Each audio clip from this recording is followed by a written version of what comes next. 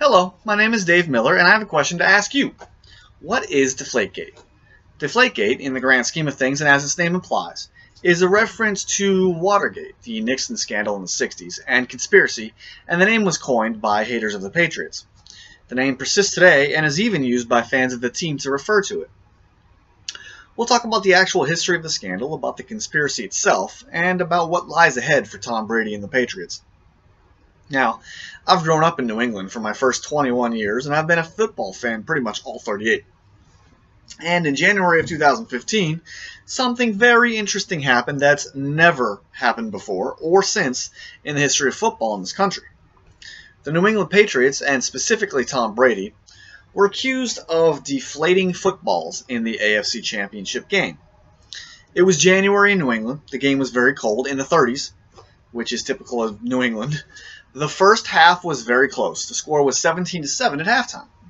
During halftime, the Colts were tipped off that the Patriots might be deflating footballs by someone from the Baltimore Ravens, who the Patriots had just beaten the week before. They complained to the referees, who promptly measured all balls and kept close track of them during the second half, reference the air pressure in the balls. The Patriots promptly trounced the Colts in the second half and finished the game with a score of 45-7. Patriots won the game. Now, the reason for deflating footballs is apparently so that receivers and running backs, and indeed the quarterback, can get a better grip on the ball, thereby reducing fumbles and potentials for the other team to score off of a turnover. The New England Patriots went on to win the Super Bowl that season against the Seattle Seahawks. The very next year, they made it all the way to the AFC Championship and lost to the eventual Super Bowl winners, the Denver Broncos, and Peyton Manning. That was this past year. And now comes the conspiracy. Plain and simple, Roger Goodell hates the Patriots. A few years before Deflategate, he tried getting them on another scandal, which was coined Spygate, which I don't have time to tell you about, but the basics are that he changed the rule about something that every team was doing, and then a week later tried to catch the Patriots doing it.